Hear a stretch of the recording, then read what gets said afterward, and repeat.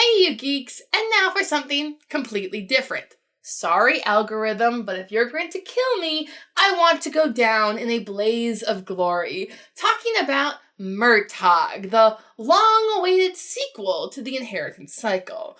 For you see, to say that I have a rather, heated relationship with the Inheritance Cycle would be a gross understatement. Huh?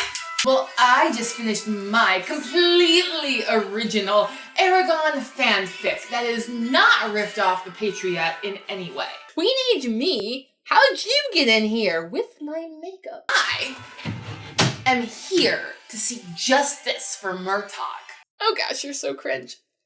Yes, I was that kind of emo fangirl in the late 2000s before 2010.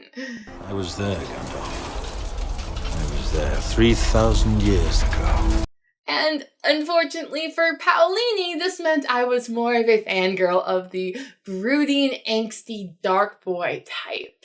That's because brooding, angsty boys like Murtagh or Edward Cullen are complex. And Paolini just doesn't get it. Like, what he did to Murtagh in Elvis, the man is dead to me.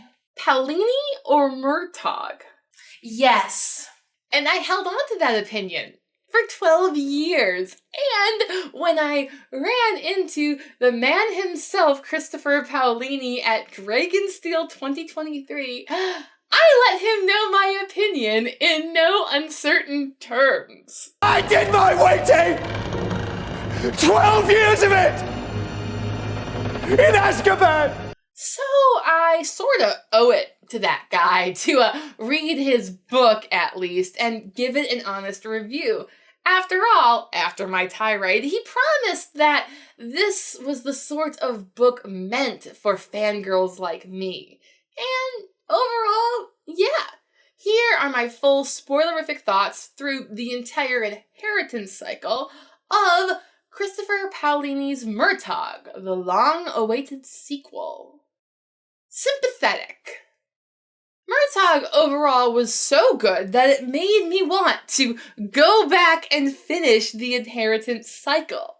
Perhaps I treated you too harshly. A few pages into Brizinger, I got so peeved again at prissy boy Aragon and his perfectness, and him daring to compare Murtagh to a dog beaten by its master who just went back for more.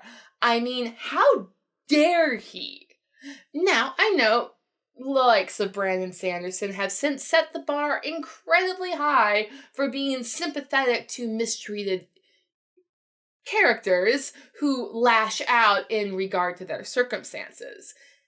So it was very refreshing when I read Murtagh to see Paolini not treat Murtagh like that. I think it shows great growth in him as an author to spend the first part of the book telling a story of a sympathetic little girl who, like Murtagh, is forced or feels forced to betray her friends to fit in with the popular crowd and then not fitting in at all.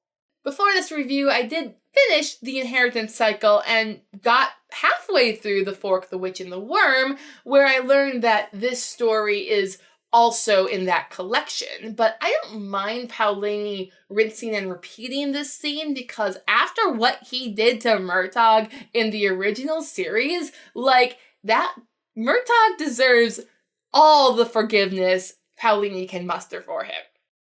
Nods and allusions.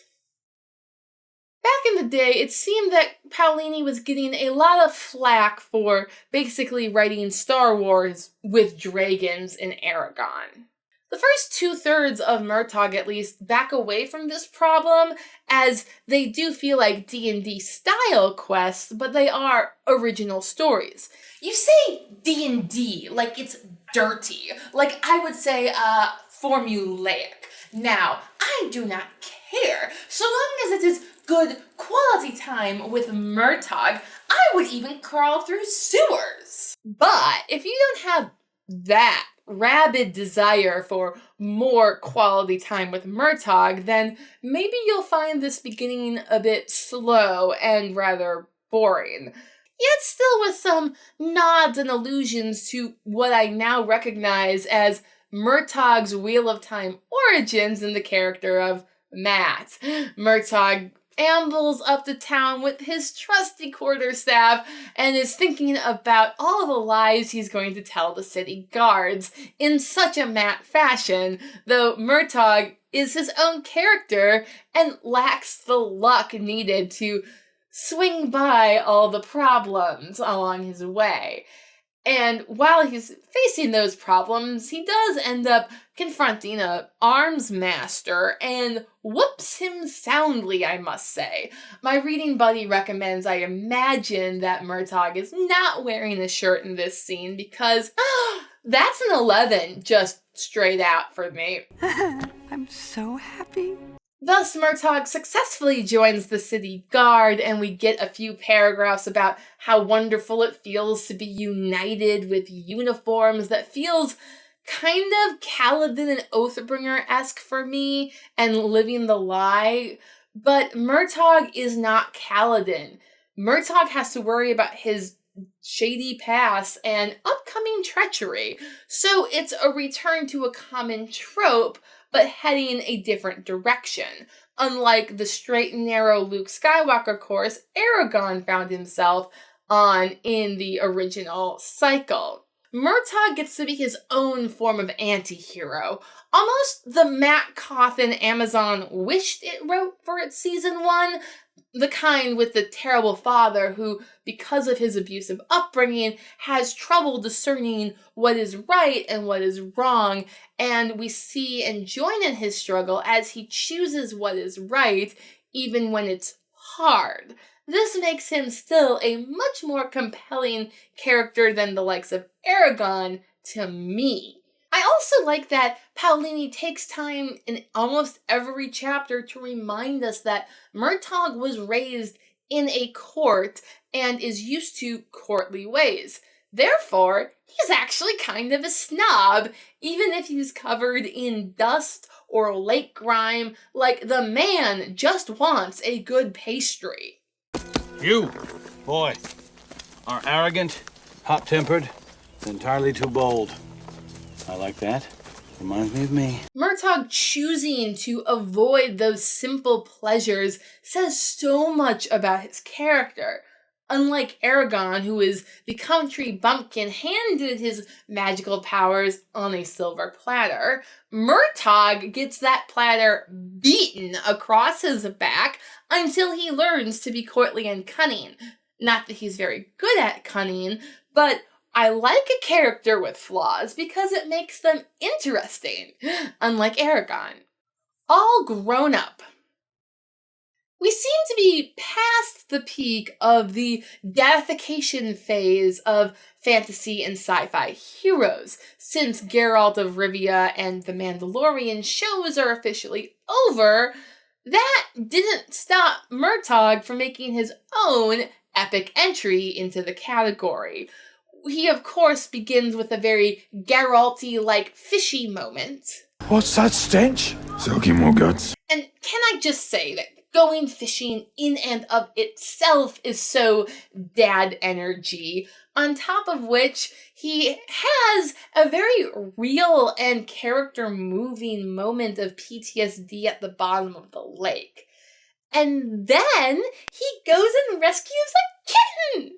My cat's squeaker won't come down. And I don't even like kittens, but it's the sort of thing a superhero would do, and that's how I've always seen Murtagh, so I'm just happy that Paolini and I seem to be sharing this perspective.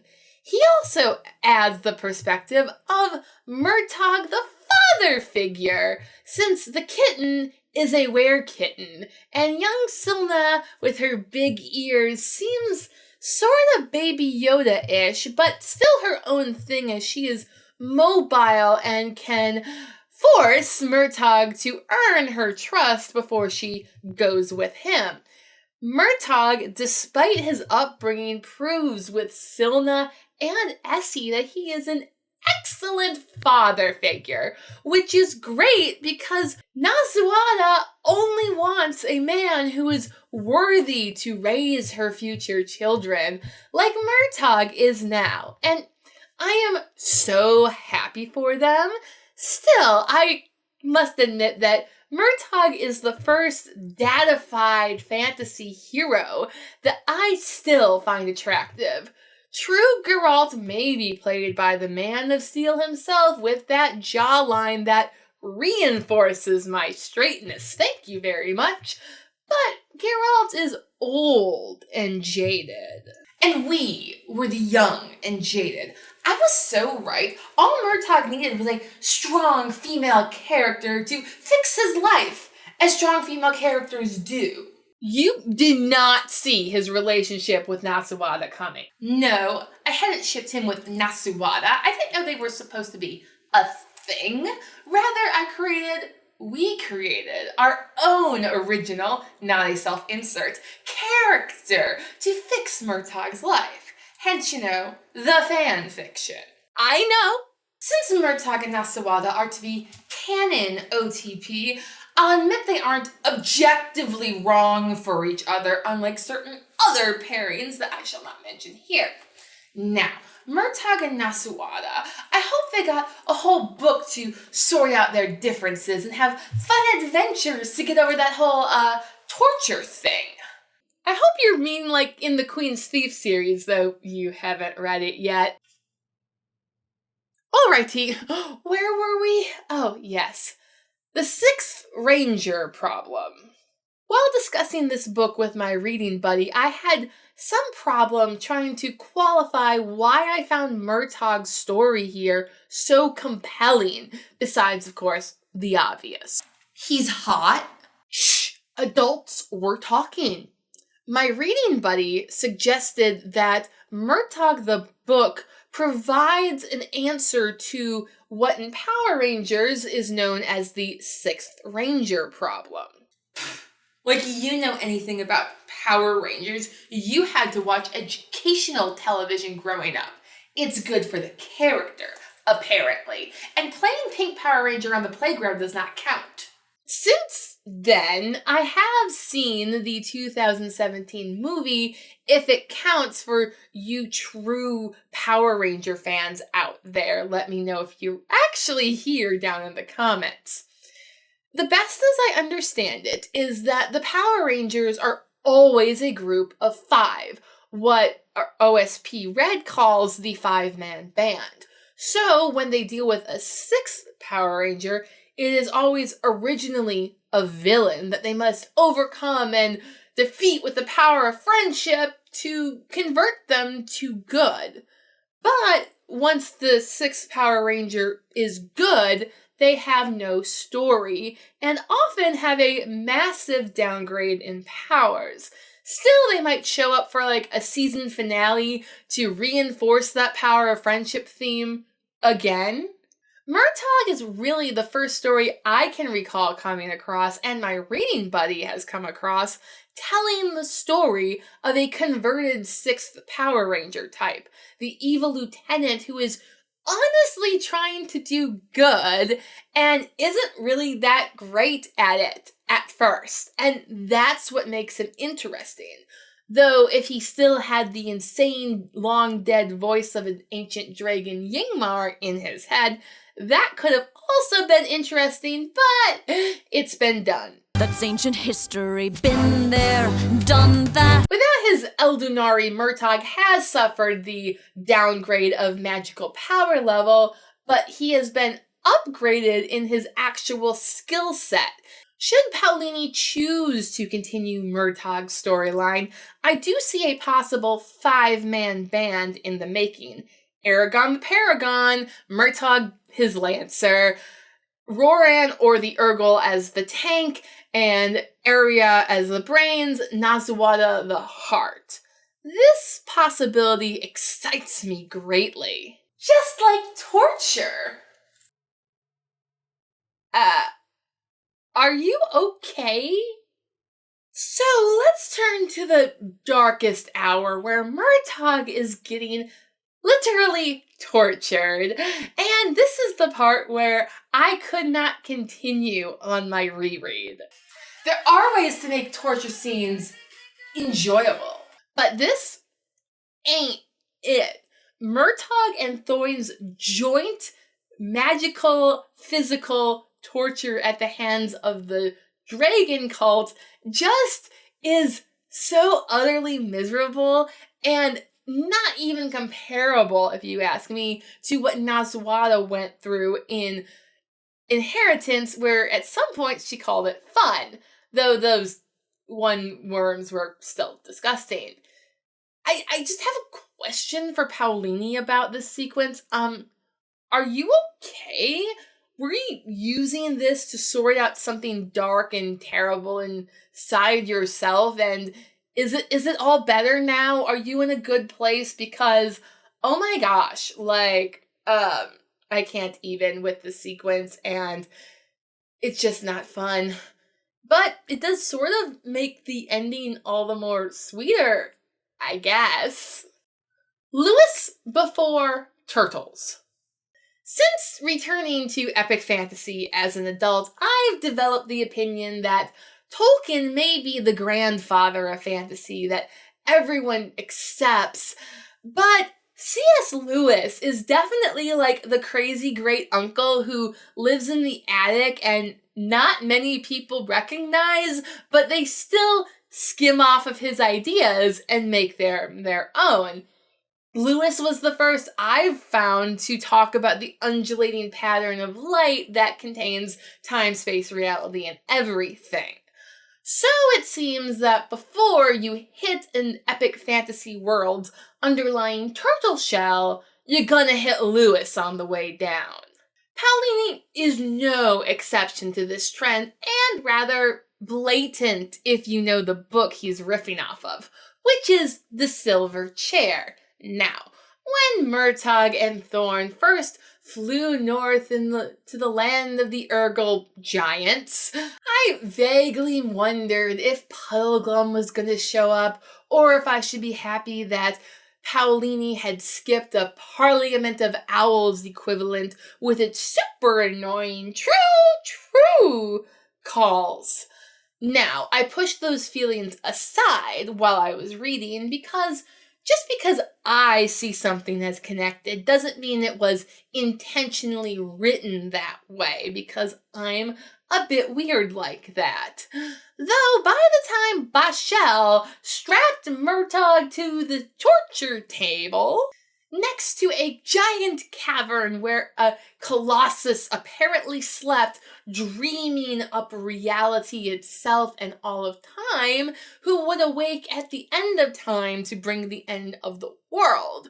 That was too close to Narnia Endgame for me to call it a mere coincidence, even if it does actually also riff off of the myths of Kronos himself that I discovered while doing mythological research for The Wheel of Time.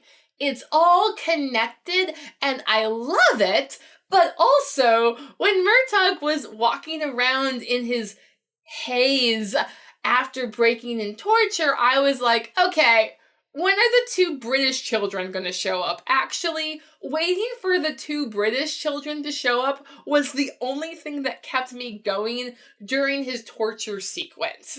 When the children did show up as dead younglings that eventually caused Murtagh to revert because he ain't Anakin Skywalker, thankfully, I thought that was a fair adaptation. I do appreciate that Murtagh does draw the line at killing innocent children. Very reformed Dalinar Kholin or Ivan Karamazov of him. Stand alone with sequel potential? It seems like Paolini left some very specific threads unfinished. The Dreamers and the fate of Naswada's new kingdom of Alagasia seem like they deserve a sequel. I'm not demanding one. Wait! I've been skimming this thing, and it seems that Murtagh and Naswada don't get together until the last stinking chapter? This is unacceptable. I need a book of them together doing court intrigue, and it could be called Masquerade. Because keeping the naming convention consistent in your young adult series is one of the most important things. I am still upset about the Brizinger addition to the trilogy that made it a cycle instead.